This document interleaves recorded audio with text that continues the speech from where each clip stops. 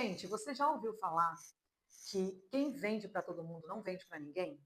Então, principalmente na era digital, onde todo mundo, na maioria das vezes, né, os experts, eles estão nichando e até mesmo subnichando os seus produtos, o público, por idade, por gênero e por aí vai, para que as vendas sejam até um pouco mais assertiva e efetiva, né? Também tem aquela frase assim que diz: quem agrada a todo mundo não agrada a ninguém. Uma outra que é bem popular, mas que poucos colocam em prática: quem escuta todo mundo não tem governo. E essa realmente não é somente um chavão, isso na prática contribui muito para que você acabe ficando no muro.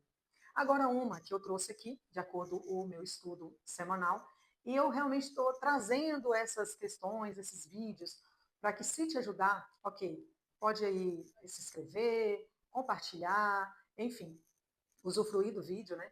Mas se não te ajuda, se não faz sentido para você, não precisa continuar vendo, porque esse é um vídeo muito pessoal, né? Eu faço alguns estudos para o meu crescimento espiritual e baseado nessa Bíblia aqui, ó, de aplicação pessoal, eu tiro algumas questões do que eu estudei durante a semana, né, juntamente com outro estudo mais aprofundado, e faço um resumo e deixo aqui gravado em vídeo. Eu espero que esse vídeo venha te ajudar e faça sentido para você como fez sentido para mim em algumas reflexões.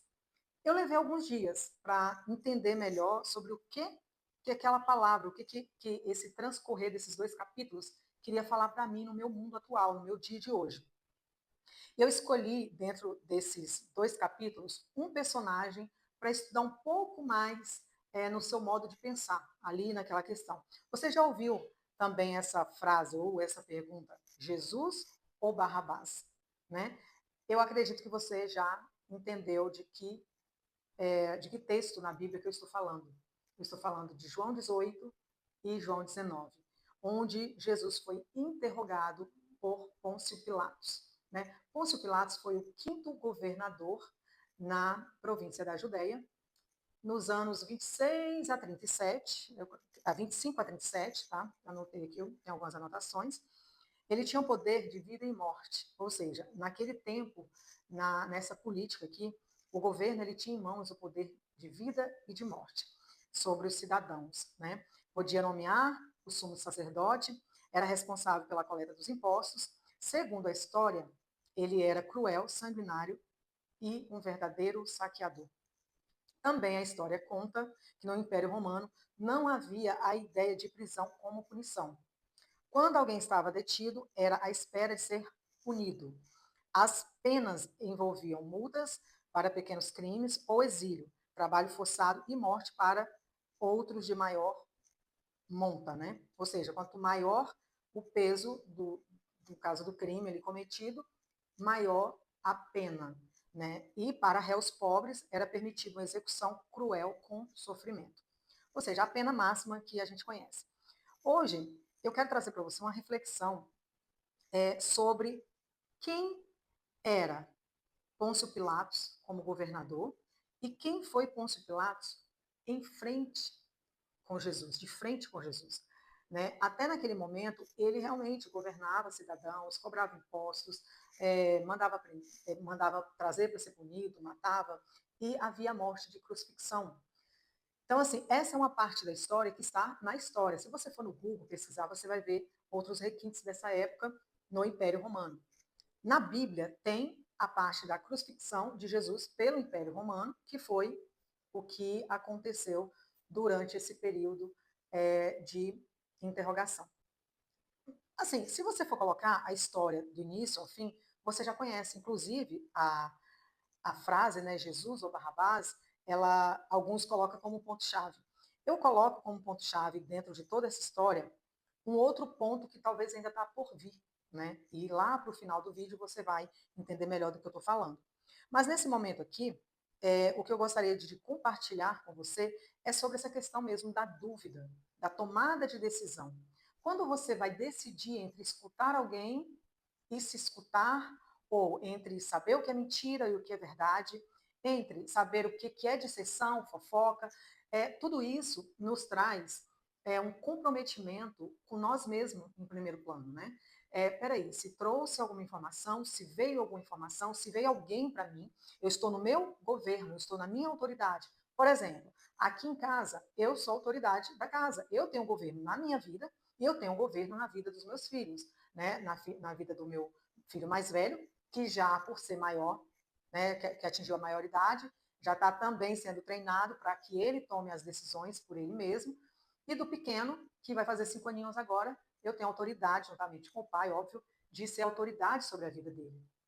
E quanto a isso, é o meu governo. Né? E quanto maior é dado esse governo, maior também são os seus pontos de decisão, de governância, né? De tomadas de decisão em detrimento de algo ou alguma coisa.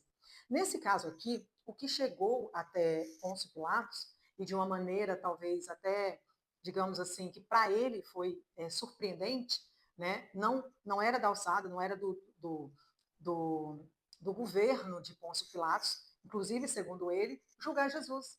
Tanto que ele falou para os fariseus, mas esse não se refere ao povo de vocês, não se refere à província de vocês, isso não é não são vocês que estão trazendo ele para mim, por que não leva vocês mesmo e julga vocês a esse homem?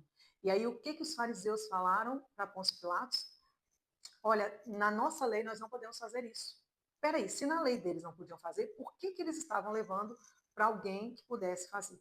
Né? Ou seja, se eu fosse Agna, ponderar aqui e falar, poxa, quanta covardia, né? Quanta falta de provas cabíveis que eles não tiveram, né? Tanto que quando eles iam até Jesus, interpelava, falava, eles tinham dentro deles a própria verdade, né? Que se transformava, obviamente, de acordo à carnalidade deles, em mentira. Tanto que os fariseus, eles não aceitaram o Senhor Jesus como rei. O Senhor Jesus veio primeiro para ele, para o povo de Israel. Então, os fariseus, os religiosos, os que realmente eram donos da verdade, da lei, que estudavam, que aplicavam as leis rabínicas, ou seja, o próprio poder religioso naquela época, não aceitaram o Senhor Jesus, porque eles projetaram um estilo de rei para ele. Quanto eu, essa reflexão, que acabou se tornando uma reflexão política, né? Tá aqui, ó. João 18, 35. A gente acha que está na hora de fazer o óculos. Ai, é isso mesmo. Ó, Pilatos respondeu: porventura sou eu judeu? A tua nação e os principais dos sacerdotes entregaram-te a mim. Que fizestes? Aqui começa, de fato, um interrogatório de Pilatos. Ou seja, o que você fez? O que aconteceu para eles trazerem você aqui e me pedir para que eu te julgasse, para te condenar, para te punir, diretamente ser punido, né? E aí respondeu Jesus: o meu reino não é deste mundo. Se o meu reino fosse deste mundo, lutariam os meus servos para que eu não fosse entregue aos judeus. Mas agora o meu reino não é daqui. E aí, essa frase aqui, ela realmente trouxe uma outra luz para que toda essa leitura aqui, ela pudesse ser assim, não, realmente, aqui estava se cumprindo, né, um princípio, estava se cumprindo profecias, estava se cumprindo promessas, estava se cumprindo a missão de Jesus na Terra e até mesmo o formato de como o Senhor Jesus haveria de morrer por nós, né? Então, relaxa, descansa no Senhor, que está tudo certo. Agora, eu, basicamente, né, refletindo, disse, mas agora o meu reino não é daqui. Aí, olha só, disse-lhe Pilatos, logo tu és rei? Olha só, abriu outra janela de questionamento na mente de Pilatos, né? Disse-lhe, pois, Pilatos, logo tu és rei? Jesus respondeu, tu dizes que sou rei. Eu para isso nasci, e para isso vim ao mundo, a fim de dar testemunho da verdade. Todo aquele que é da verdade ouve a minha voz. Eu voltei aqui para ler primeiro o versículo anterior, né, para que para que chegássemos a um entendimento melhor do versículo que eu li como chave. Todo aquele que é da verdade ouve a minha voz. Então, peraí, Pôncio Pilatos também tinha esse poder da vida e da morte, sim ou não? Né? Estamos aqui diante de dois poderes. Porém, um poder ele é terreno e o outro poder ele é celestial. Aquele momento ali, né, disse Pilatos, que é a verdade. E dizendo isso, voltou e foi ter com os judeus e com o povo. O que eu basicamente entendi? Eu entendi que ele, sim, viu a luz do poder desse mundo celestial, mas ele confrontou com esse poder terreno. E, de fato, se você for olhar, né, dentro do comum, tudo que é tão natural para o que é terreno é confrontante com o que é celestial. Você entra num paradoxo, né? Você entra em um modo de pensamento que é realmente contrário, é totalmente oposto.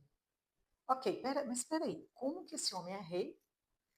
Ele tem tanto poder assim, que se ele realmente falasse que era, né, que falasse assim, olha, aí no meu mundo, né, ó, aí no meu reinado, olha, alguém vem aqui, mas não era o momento. Óbvio que se Jesus fosse usar do seu poder como Deus, como sendo o próprio Deus, iria ter pelo menos um interrogatório? Claro que não. Mas era o momento. Por isso essa frase me chamou a atenção. Olha, é muito bacana. Tem dois pontos, né? Na mesma linha, ou seja, no mesmo texto, mas agora o meu reino não é daqui. Agora, nesse momento, o meu reino não é daqui. Mas já já está prestes para acontecer que sim, isso aqui realmente parte logo para acontecer, exatamente o que eu vim fazer vai se consumar. E a confusão estava instalada na mente de Pôncio Pilatos, porque ele ora ia, ora ele voltava. Ora ele se deparava com a luz da verdade, ora ele se deparava com as trevas, que eram os fariseus, os judeus, o povo, né? A confusão mental se instalou a tal ponto de que somente depois que os fariseus ressaltou, olha, nós não temos nenhum rei que não seja César. Ou seja, ficou nítido qual partido, qual governo, qual reino que os fariseus escolheram. Ficou nítido que eles escolheram, sim, no lugar de crucificar, da crucifixão de um ladrão, houve a crucifixão de Jesus. Aí você deve falar, mas Agna, óbvio, está na Bíblia, está escrito, foi para que se cumprisse, sim. Mas por que esse desenrolar dentro de um setor político, dentro de um setor no Império Romano, dentro de um setor onde, de fato, confrontam-se dois governos, um terreno e um celestial? Você não parou para pensar nesse diálogo? Você não parou para pensar nessa frase que Jesus falou? Mas agora o meu reino não é daqui. Porque aquele reino ali era um reino que contrastava com o reino de Jesus. E contrasta com o reino de Jesus. O reino terreno é injusto, é violento, é cheio de heresia, de hipocrisia, de mentira. O reino da terra, ele é totalmente arbitrário, tudo aquilo que o Senhor Jesus nos propõe de se fazer. A carne, ela contesta, ou seja, ela contenda com o espírito, né? Naquele momento, Pôncio Pilatos viu a posição de governador dele. Ele viu que, se realmente não honrasse o nome de César, obviamente que essa situação chegaria até a César, e César não iria gostar nada do que haveria de acontecer, mas resolveu. Não acredito que não. Então, eu vejo assim, que a luz, ela confrontou a posição e o status de governança de Pilatos. Isso é muito comum, né, dentro dos requisitos bíblicos, dentro do que a gente vê nas verdades bíblicas, e dentro do que o próprio Jesus falou, enquanto eu estiver no mundo, eu sou a luz do mundo. É um posicionamento. Jesus disse, eu sou posicionado. Eu sei quem eu sou. Eu sou a luz do mundo. Naquele momento, o próprio Pôncio Pilatos já não sabia nem governar. Ele ofuscava uma realidade. Mas como assim? Ele está dizendo que é rei. Ele está dizendo que é rei dos judeus e os judeus mandando com que eu o condene. E quando ele voltava, ele via que quem o mandava matar era a quem ele veio entregar a vida. Então, qual é a verdade que você está pronto a se confrontar quando pergunta? Que é a verdade? Quando a gente faz uma pergunta, a gente também tem que estar preparado para ouvir as respostas, para ver, de fato, as verdades ali descritas, ali, é, como se diz, de forma não abstrata. Aqui, a gente lê, né, tanto que tem promessa para a gente, para quem lê e crê, mas a gente lê de forma abstrata. Mas eu lendo e meditando, imaginando isso, já pensou o próprio Pôncio Pilatos de frente com a verdade, com Jesus, com o único reino eterno, um reino imortal, um reino que jamais se dissipa, que jamais se acabará, um reino que eu creio, eu acredito que ele teve esse contato, essa visão, esse lapso de verdade, porém, por causa da pressão social, por causa da pressão religiosa, por causa dos tratados que ele tinha, assim, com o governo, né, ali com os religiosos, ele deixou com que essa verdade fosse ofuscada diante dos olhos dele.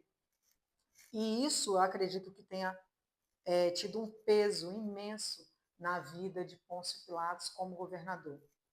Tanto que os historiadores contam que ele foi exilado, né, na cidade de Gália e foi despojado de todos os seus bens, de todos os seus despojos de governador, enfim, ele se tornou um homem comum. E infelizmente, logo após tudo isso, ele suicidou. A história final em relação a Jesus, nós conhecemos, foi ali então que ele entregou o Senhor Jesus para que fosse crucificado, né? E a crucifixão de Jesus, ela aconteceu exatamente como está descrito, na Páscoa, exatamente por causa das promessas que viria um cordeiro, né, limpo, puro, santo, fiel, que não tinha mácula algum, que não tinha crime algum. Então, acredito que toda essa escritura está aqui também para que nós possamos testemunhar que houve sim a morte, a crucifixão do Senhor Jesus, a morte por crucifixão do Senhor Jesus em detrimento da nossa liberdade, em detrimento do nosso perdão, em detrimento de nos perdoar, de nos livrar do pecado. E agora, onde vem essa questão, o porquê que Jesus estava tão sereno, tão confiante diante de tudo aquilo que ele estava presenciando e que ele estava vivenciando em Apocalipse 16, tá? No verso 14, né? São espíritos demoníacos que realizam sinais e vão aos governantes da terra a fim de reuni-los para a batalha contra o Senhor, no grande dia de Deus, o Todo-Poderoso. Aí no 14, Jesus afirma: Eu virei inesperadamente como ladrão. Feliz é aquele que me espera, alerta e mantém puras as suas vestes, para que não precise andar nu e envergonhado. O que te impede de trocar as suas vestes terrenas?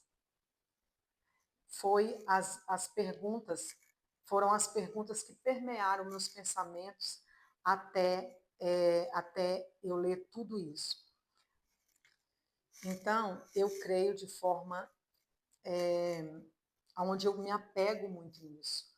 Né? Jesus ele não foi nu para uma cruz, ele não passou por todo o descarne que ele passou, sendo vestido e despido ao mesmo tempo, sendo pendurado numa cruz, para que eu e você pudéssemos ser pego em vergonha, ser pego em forma de nudez espiritual. Essa nudez que o Senhor Jesus nos retrata aqui é a nudez espiritual, O revestimento, como está lá em Efésios 6, ele é interno, ele é de dentro para fora. O revestimento é esse conhecimento onde você não conhece a palavra de Deus somente para se conhecer, mas para que você conheça a palavra de Deus, para continuar em conhecer a Deus, em viver as verdades de Deus, né? E eu acho muito bacana a gente se vestir de uma peça legal, né, de uma marca legal. Muitas pessoas até usam desses artefatos para atrair seguidores, para ostentar, né? Cada um tem o seu ponto de vista. Acho muito bacanas as marcas como Chanel, Gucci, tem muita qualidade, é muito legal, mas não foi para isso que o Senhor Jesus veio. Ele veio para que nós tenhamos essa identidade nele. Ele veio para que tenhamos vida eterna nele. Ele veio para que possamos ser revestidos do Espírito dele e ter comunhão e unidade com ele. Tá bom? Eu espero que essa mensagem chegue até o seu coração e que essa mensagem ela possa permear os seus pensamentos, não de uma forma religiosa, não de uma forma que venha construir nenhum nó, nenhum embaraço em relação à sua religião, à sua forma de pensar, não, mas que ela venha construir novos pensamentos para que a sua mente seja renovada, como disse Paulo. Né? Que a sua mente ela venha a ser renovada em Cristo Jesus. No porquê e no para quê. O plano de salvação. O plano de salvação, ele não ficou lá na cruz. O plano de salvação, ele está aqui entre nós. Ele está conosco. O plano de salvação, ele é diário. Então, e ele é compartilhável, tá? Então, assim, vamos viver essa fé, vamos a cada dia, assim, montar um tijolinho por tijolinho na nossa construção de vida espiritual e de forma saudável, sem religiosidade, sem pensamentos onde traz conflitos ou pensamentos onde traz discursos religiosos, porque disso já ficou Jesus lá para trás, disso Jesus já pagou um preço. Disso aí Jesus já pagou um preço. Não é placa de igreja, não é conhecimento doutorado, não é conhecimento embasado, assinado, nada disso. Tudo isso ficou para trás há 2000 anos atrás. O que nós temos é isso daqui, ó, essa verdade aqui. Essa verdade aqui, uma vez que você viu, não tem como desver. Essa verdade, uma vez que você viu, não tem como desver. Se ela bateu nas trevas, não tem como não se aproximar mais ainda dessa luz e se fazer luz com Jesus. Tá bom? Então, que você tenha uma boa reflexão e um excelente domingo para você, tá bom? Tchau, tchau.